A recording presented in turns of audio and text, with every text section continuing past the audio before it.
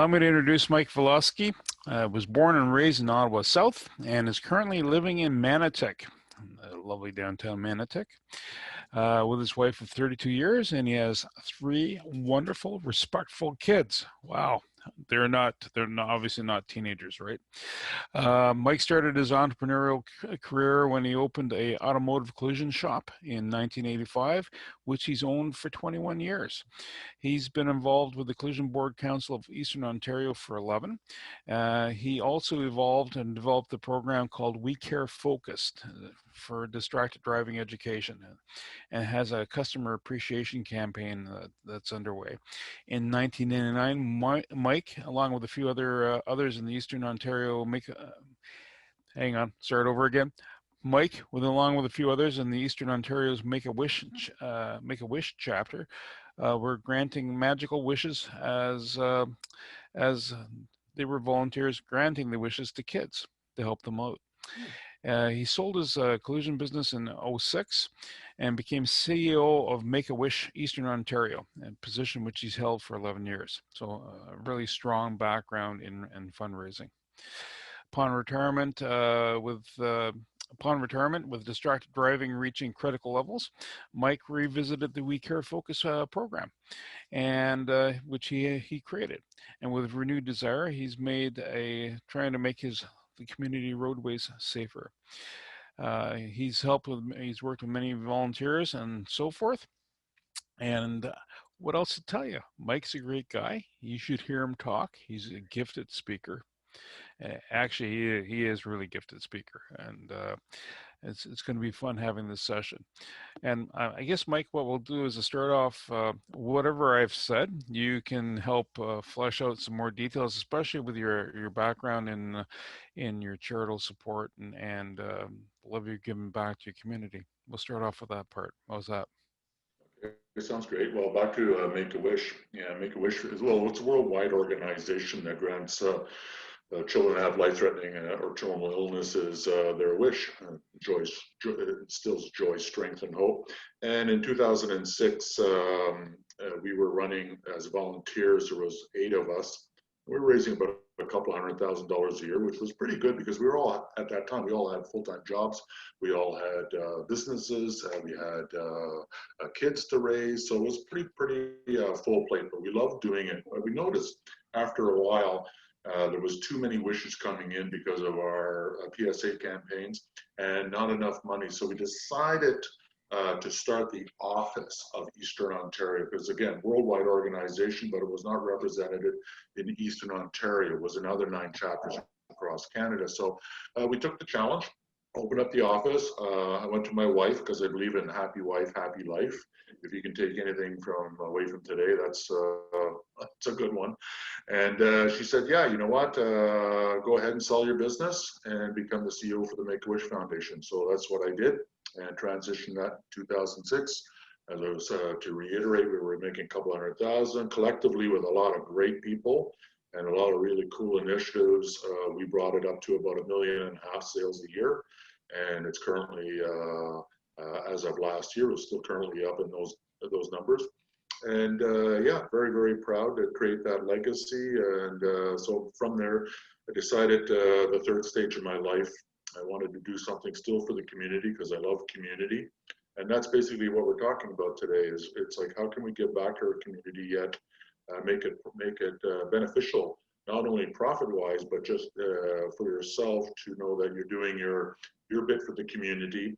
And so I decided to relaunch We Care Focus, which is a distracted driving program. And basically what it is, it's an hour and 15-minute program. There's 2 services that I provide. One is for primarily new drivers and families, because moms and dads really worry about their 16, 17-year-old. I teach them about the financial ramifications, because again, only in a collision shop for 21 years, I've seen it all.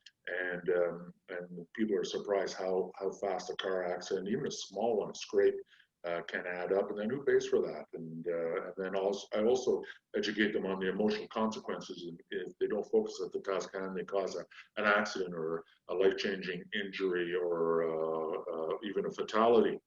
And that's that's basically what I do. It's really good information. Anybody that has new drivers, mom and dad that are worried about get to this, do this program. I'm telling you, it is a must. It's the ultimate experience in distracted driving safety training for sure. And then the second piece is the fleet focus, and those are businesses that have fleet drivers. And basically, what I do is I teach them and educate them on the financial ramifications, also the emotional consequences, how their brand, their image of their company is going to be affected if they're not focusing on the task at hand. Plus, it reinforces the company's safety culture too. So that's what I'm doing now, and I'm proud to say that all the referrals that come in through Connect Ottawa or other networking groups that I'm part of, 100% of the charges that I charge for these services will be going to the Serendipity group.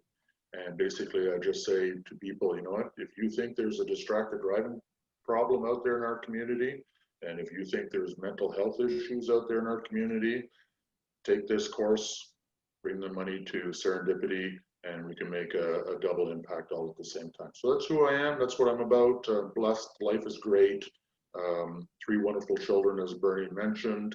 And yeah, and again, remember, happy wife, happy life. I love that. All right. Sorry, I'm kind of distracted from my first question almost. You're distracting me. It's terrible. So from businesses, what opportunities do you see them that they're missing nowadays in their marketing approach? Well, I mean, in COVID, I mean, it's a whole different landscape out there, right? I mean, we've seen businesses that can thrive through their innovation in these times, but most are suffering. And even before COVID, there was a lot of opportunities missed because businesses, entrepreneurs didn't know how to give back to the community. And that's one of the things that when I was the CEO of the Make-A-Wish Foundation, I educated these businesses. It wasn't about, hey, thank you for the check and this is what we're going to do with it. We actually built business plans for these entrepreneurs that didn't have a good corporate social responsibility activity and initiative. And it really, really worked out well because they saw their numbers went up, and it was because we were educating them. And from that, it made a great relationship moving forward. So it was a beautiful, beautiful thing. But really, corporate social responsibility, I mean, it's the big buzzword. If you guys Google it, there is so much information on that. And businesses that are not involved in their community somehow with their business are really missing the boat big time, because they're losing marketing opportunities like touch points with their customers, showing their customers the differences that they're making in the community. And well, there's so much to talk about, but really corporate social responsibility, often abbreviated as CSR, is a corporation or business initiatives to assess and take responsibility for the company's effect on the environmental or social well-being in their community, where they live and where they thrive. So yeah, so that's what I do. I educate a lot of people on how can I take my business, how do I find somebody to support, and what are my opportunities or my options? That's what I go through. And that's what we'll be talking about a little bit today, sometimes. Do you find from the days from Make-A-Wish that you would have found that businesses that were involved being socially responsible with Make-A-Wish, that they were more connected with their community, not, almost like getting the feedback they needed, right, to know how they stood? Did you find that was that they built out a relationship better when they're doing that? Well, a lot of businesses, they're very generous and they do make donations. Unfortunately, they don't know where the donations go. So that's issue number one. And some organizations, charitable organizations, I mean, there's over 50,000 registered charities just in Ontario. So everybody's going after donor dollars. So people are just going, give me the money, give me the money.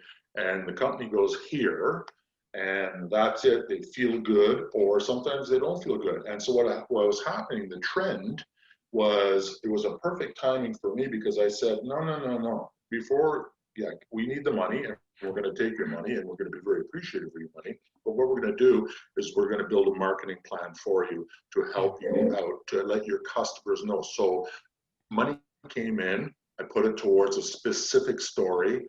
That story went out back to that individual, that company that owned that story, and then they could share with their customers. They could share with their, put it on their newsletter. They could put it on their social media, showing not only do we have a good product, but we are also making impact in the community. So, for instance, people that do not have a good corporate social responsibility plan or cause-related marketing initiative, which we'll talk about in a minute too, because that's really cool and very easy to do, are know one thing: know that your competition is doing it, and if they're doing it, so customers now, when they're buying, are becoming more savvy. They're asking more questions. It's not just about product. Now, this is before COVID. Now, a lot of people are asking some good questions to charities and organizations. In COVID, it's a little harder to do. I mean, the whole it's the whole ballpark has changed.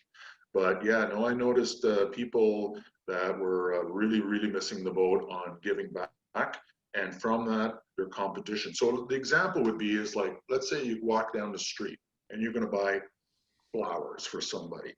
So you walk into ABC flower store. You see a beautiful set of flowers, vase, $50, 1 hour delivery, beautiful. You go across the street and there's X, Y, and Z flower shop. You walk in, same flowers, same vase, $50, same price, 1 hour delivery, exactly the same, except while you're standing there, you're noticing in the front place by the register or on the wall, they're proud of showing the posters of how they're making differences in the community, or they're aligned with a charity, and they're showing the start, and they're showing how proud they are of doing that. Who would you buy off of? The Yeah. flowers. Well, you're probably going to lean towards the person that's making an impact because you live in that community.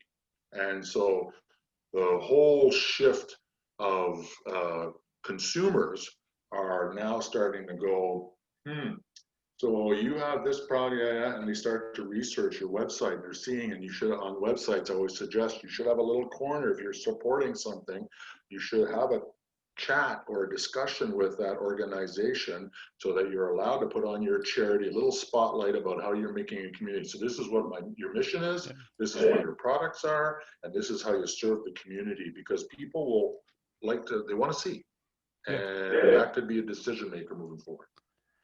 Do you find that larger companies are reaching out, or do they like to reach out to larger foundations versus a smaller based local charity? Is it almost like local business, local charity versus large corporate Canada to large corporate charity?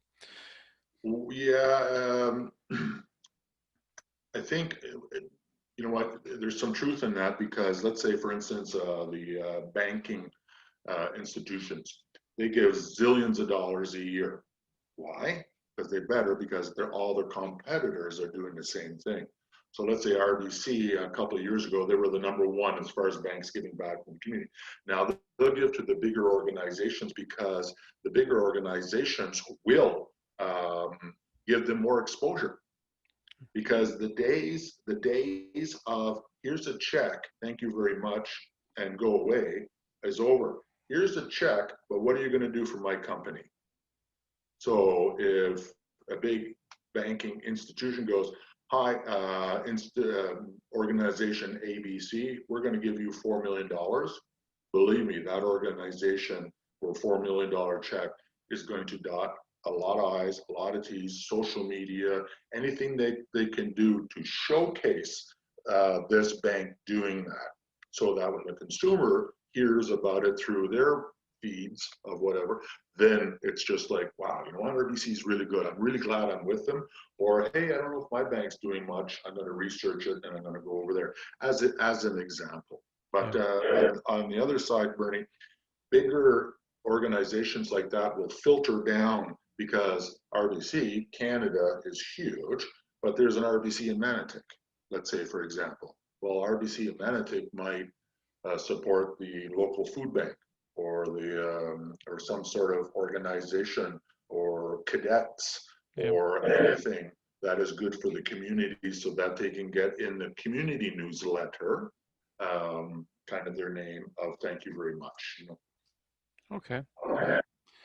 So for marketing dollars spent, um, if a company supports a charity, a non-for-profit, for every dollar they spend there versus spending it on marketing, obviously the $1 that goes to the charity and non-for-profit has a direct impact.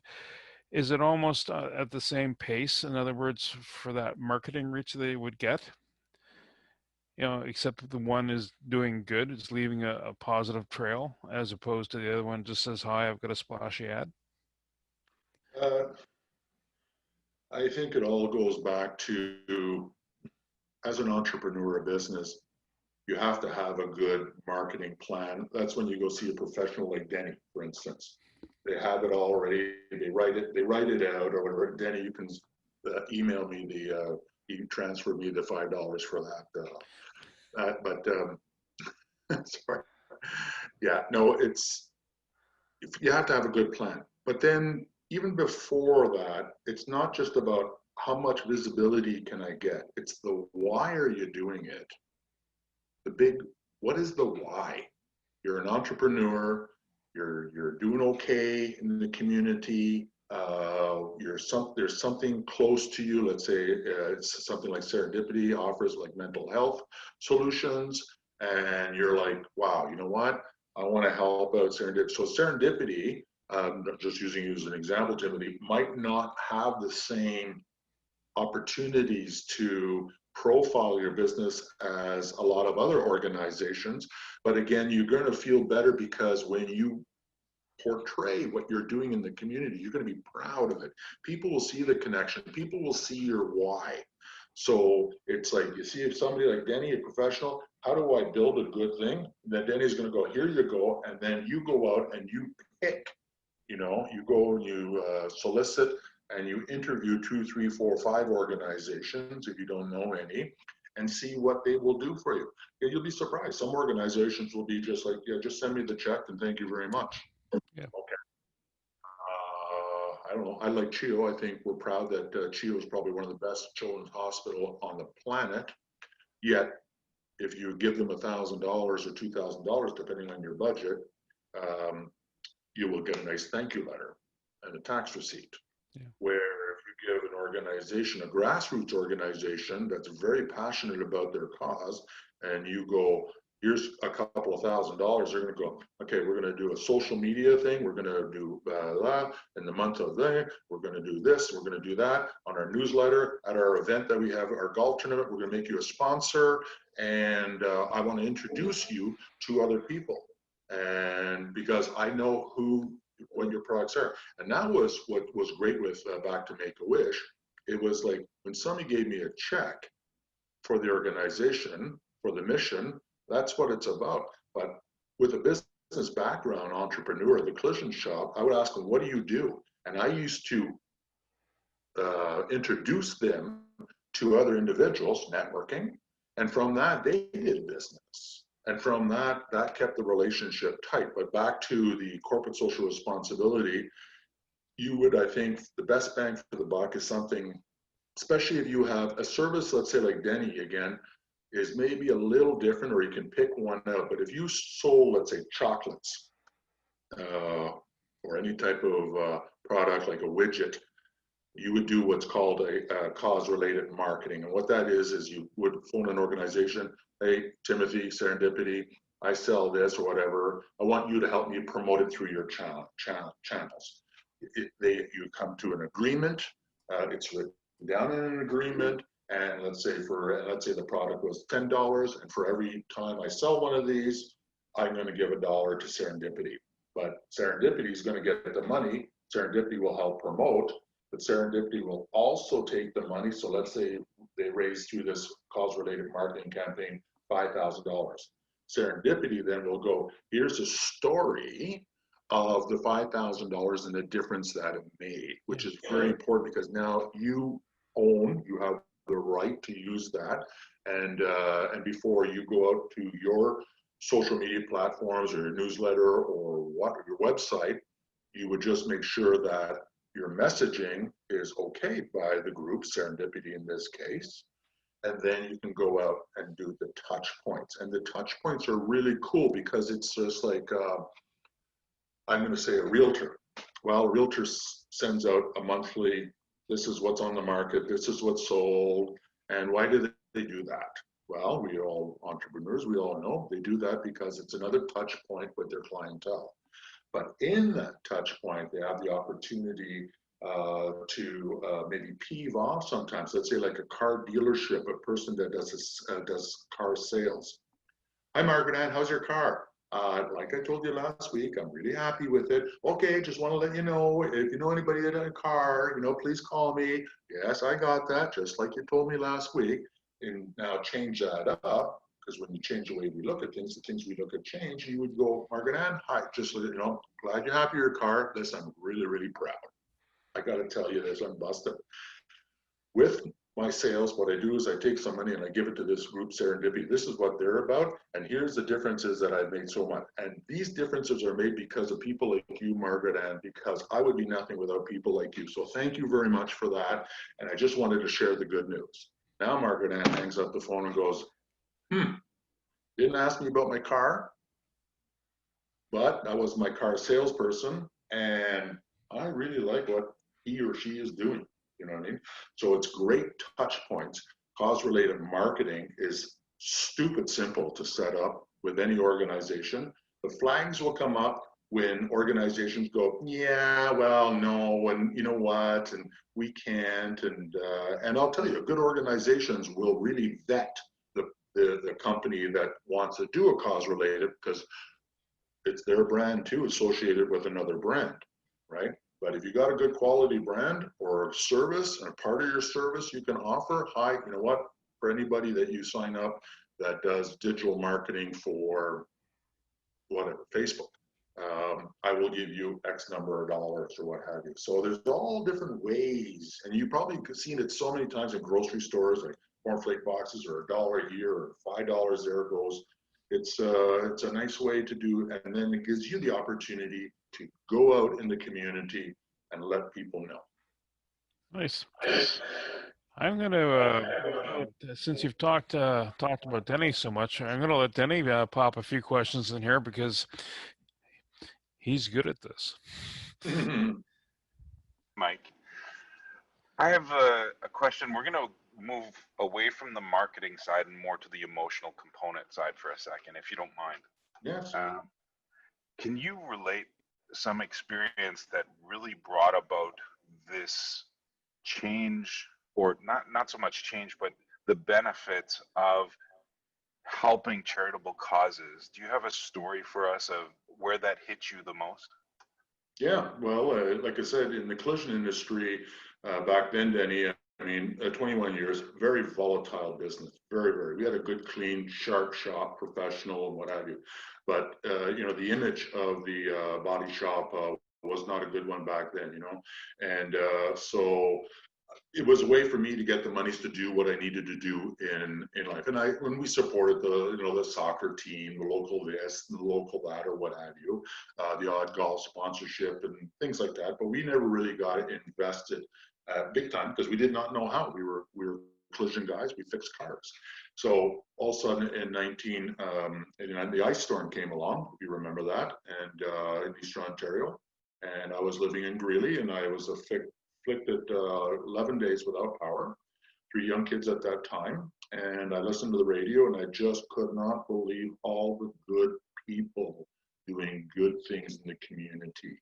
It's almost like COVID now. It's one of the blessings in COVID with all the is people are thinking community again. They're helping their neighbors. They're reconnecting to what's important. And back then, that's what was happening in the ice storm. And I was listening to the radio, Denny, and I thought to myself, you know what? I was brought up better by my mom and dad, and I'm missing the boat here. And I started researching around. And I just happened to bump into somebody that was just starting in 1999, the Make-A-Wish Foundation in Eastern Ontario, just volunteers, jumped in. They said, what are your qualifications? I said, I'm honest and I've got a big heart. Otherwise, I have no idea I can't even spell fundraising. And I'm just a collision guy. And they just started from there. And we just started to soak up because we saw the differences that we were making. And I found my why then. And from that, like I said, collectively just getting good people in, sharing step by step, building it, taking it from a couple 100,000 to $1.5 million. Hard work, but doable. And nowadays, there's a lot of organizations, obviously, because there's a lot of charities out there that are not essential. And it's almost like a profession, not essential. And these people are really hurting. And these, especially grassroots, these mom and pop organizations, they're so passionate, they care, they have their why so huge, and yet they're frustrated because they don't know systems, or they don't know how to do the next steps. They feel like they're isolated on an island. And I like helping those people out because I was there. I know that walk. And so when somebody goes, oh, I wish I could do this, but I'm not quite sure. It's going to take me 30 hours to make this thing. No problem. I'll have it to you in an hour. And that way they don't have to reinvent the wheel. So it's all these things, the blessings that, and it just, how would I say? It not changed my life, because that's a bit of a cliche. It's Gave you purpose. Yeah, it was meant to be. It was my purpose. For some of our business owners that we have on here, what are some of the highlights of ups and downs that you've had along the way of starting this up and maintaining it? Are you talking about the charity, or the We Care Focus, or? So as a business owner, carrying on charitable causes. Right. Well, first of all, again, if you define your why and you really want to know why, because my mother passed away with cancer, or my dad passed away with a heart attack, or what have you, and these people really did it, and that's how I want to support. Then you contact these people and you ask, and there's a lot of different individuals. I think Timothy will attest with mental health. There are so many organizations out there with mental health, but Timothy is his own brand. So when you go out and you research and you find somebody like Timothy and he goes, you know what, I want to work with you, then the first bonus is, it's not that you're going to get maybe more sales or potential to do better in your business. It's that you're making that impact already without even starting. I mean, what a great way to start any initiative on the positive side. And then as money goes in and money rolls in because of the initiative, more money goes to serendipity and it just starts to grow. And who knows from where that could go. I guess where I was kind of going for is some business owners who maybe watch on YouTube or whatnot this video, if you could give them a general feeling of how you felt when you see these initiatives take off, and when you see these charitable causes find a cure, or help that child who needs help, or something along those lines. Kind of what's that feeling that you get, and knowing that you're a part of that cause? Well, I think we're okay. To answer that, I believe that we're on this planet to serve, one way or another. So reaching out, creating, doing a lot of hard work, setting up, hopefully the return on investment from all those efforts make the impact. You will get that feeling of why you're here, your essence of who you are. So I found my essence. I created again, collectively, but I was one of the first four, and I ran that organization to where it is now. I know forever, ever and ever and ever, wishes are going to happen in Eastern Ontario. from all that hard work, tears in my eyes, sleepless nights, and what have you. So I say to anybody by looking, it's if you really get a little spiritual, lack of a better phrase, you're going to find your essence, your purpose. And mine is to serve, and that's how I served, was through. And I'm glad I did the collision industry for 21 years, because I know from chief bottle washer to sweeping the floors to CEO of that company, I know what entrepreneurship is, and it's hard, and it's a tough ride, or what have you. So moving into the non-for-profit is a completely different flip, and learning that, it just kind of rounded me out. I found who I was as an individual and made me the man that I am today. Are there any aspects to any of this that you'd like to get across to other business owners? If you have a business, no matter what level you're at, because you can start very small and make a huge impact, it's incredible. All you need to do is do it. And oh, well, I'm afraid. What about this? I'm afraid. What about that? Well, you know what? Do it afraid then. Just do it afraid. And because the relationships and the people that you're going to meet, it's incredible. Because these are like, if you're thinking like that, then what you're going to do is you're going to meet like-minded individuals. And you're going to be able to have a relationship, just that alone. You know, I've met Timothy face to face, and me and him have a great relationship. Now, maybe if I meet him face to face, that's all going to change, like on the golf course. But you know what? I have to take my risks too. But I'm just saying, just do it. If we have the skill sets and the whereabouts of our, yeah, it's just it just makes sense. Before I pass this over to Margaret Ann, I'd just like to say thank you to you for the Make-A-Wish Foundation portion, mostly because Kathleen and I, we had a special needs child that passed away just recently, and we almost had a chance to have our wish fulfilled. And just having that opportunity was amazing. So before I hand that off, thank you so much. Thanks for sharing that, Danny. And yeah, that's very cool. I participated in the Make-A-Wish a couple times. So if you don't mind, Mike, I'd just like to kind of do a quick recap, because we're at 1:47 now. What I really appreciated you sharing is being an entrepreneur most of my life and a small business owner. What I love about what you're doing is I like the whole fact about bringing people together.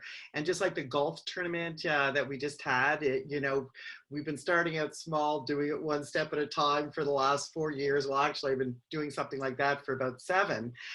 But it was never about the golf tournament. It was about bringing people together for a cause, to work as a team.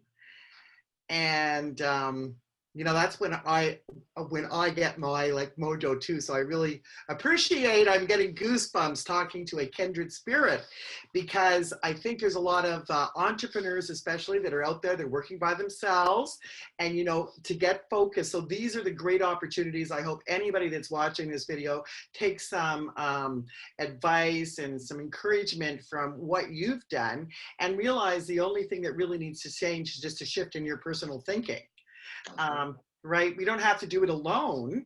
We just actually have to know what we want to do. And all of a sudden we're surrounded by a group of people that are coming together with the same cause. So I love that you kept saying that, you know, you found your passion, your purpose, and then all of a sudden everything just started coming together.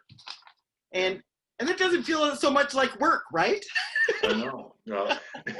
Yeah, I mean, there is a lot of times, yeah, I mean, it's like anything. You're trying to create something. I mean, it's not all going to go smooth, but you know, if you have faith and you're there to serve, and I always say, you know, take one step, put it in front of the other one, momentum forward, and especially when you're dealing with somebody, it's like, let's say if I'm dealing with Timothy on this new initiative, it's like we take one foot, and then the rest of the steps we'll take together. And that's what's cool, because Timothy already has some cool ideas. And you know what? Then we're going to get some more people. And now we have some people on the outside going, hey, what are you doing? What are you doing? What are you doing? Well, we're going to do this. Oh, wow, wow. And I'm like, you're looking to get involved? Yeah, but I'm not quite sure how. The first thing is to just say yes, come on in and, do it. I mean, now I'm just going to share this from my experience of running 1,473 committees. Now, I embellish, it's only 1,411. The number one, I always say this as a fun thing, is because you're going to get a lot of people that are very excited, and a lot of people have a lot of ideas around the committee table. And the issue is okay, that's all great. Who's going to do that? So the committee meeting is not to have a brainstorming session on ideas, because I can mention 1,000 different ideas. So whoever has so what I always say, 2 rules. Number 1, in this new committee, let's have fun. We're here for a collective reason. Let's have fun. Number 2, whoever has a good idea and shares it, and the rest of the people around the table think it's a good idea, you are in the lead of that good idea. You see a lot of hands going down like this. Oh my gosh, I love that. Now, in here you can't see, but Jackie doing, I know he's on this call, and we were talking about that also as he's a young entrepreneur, but wanting to give back to the community. And I think that is one of the things that we struggle as a planner doing events, is we have a lot of ideas coming in. But the actual fact is, like you said, it's like, what we need is, okay, the commitment of how many people can you bring in? How many sponsors can you get? And although Terry, there's a gentleman I'm just going to share, because one of the really cool things for me was doing any event and being behind it was how it can actually propel your business. I mean, not to be selfish, but the fact is you have a reason to go reach out and talk to these people. Yes. You have a reason to go say, hey, I'm Margaret Ann, and this is what I'm doing. And we have this great cause coming. And, I met Mike, and just that, it just builds momentum. So that next person that you meet that helps out or volunteers, and you guide them along a little bit, could be your next best customer too. So talk about a bonus. Absolutely. I just love everything. I just love everything you did. So guys, we don't have a lot of time because, we get so engrossed in this, but does any of our callers have a couple comments or question or anything they'd like to know about Mike is doing, how to get involved? Throw it away. Okay, we got Timothy there. Go ahead. Yeah, absolutely. So, I mean, obviously, I'm very grateful for the opportunity that you are presenting to Serendipity Group. So thank you very much, Mike, first and foremost for that. Now, speaking about We Care Focus, your business, what is your vision? Do you see this as something that's just local in Ottawa? Do you see this in our provincial Ontario, or would you like to see this Canada-wide? Well, at 61 years old, I'm happy just to, the third stage of my life. One of the things that I found, just to back up a little bit, is to find a balance in my life. When it was Make-A-Wish, it was pretty well, I don't know, whatever, you can say whatever, 12, 10, 18 hours a day, 7 days a week, because there was that much work. No matter what you did, there was never enough. There was always so much more work to do. The collision shop was a 7-day a week because of very volatile things. So I worked 7 days a week most of my life. And as entrepreneurs, we all do in one way or another, whether we're on a couch, we're thinking about business, or you see a commercial on TV and it reminds you about business, because we're entrepreneurs. So at the third stage of my life, I'd like a real nice balance. And that means, work part-time. So let's say 40 hours a week. And that's for entrepreneurs. That should be a little ha-ha there. 40 hours a week, and then have the rest of the time for myself to do the things that I want to do, right? So it's I kind of get what you're getting at, Timothy. Like for me, so basically right now, what I'm doing with you is a great initiative to move forward, because if that works, as me and you talked about before, there's other organizations out there that are not doing events now because of COVID, and they're not doing this, and they're having a tough time making some resources. And they have but what they all have is they all have their clientele, or they have their database. So if this goes really good, as we were talking about, Timothy, is like, I can go to another organization and say, hey, you know what, you you do this or what have you. You got your database. This is what I do. Do you believe there's a distracted driving program? Yes, I do. Promote it. I do sessions. 100% of the money goes to you too. You know? It's a win-win for everybody. Yeah. So there's a lot of organizations out there that are hurting. So down the road, that could be, I think my vision is to help more Ottawa, maybe go Eastern Ontario, and just help out as many organizations that are doing, that have a really great mission. And then that's my way of getting back to the community. Love it. Yeah, saving lives together through mental health and through distracted driving. Yeah. Absolutely.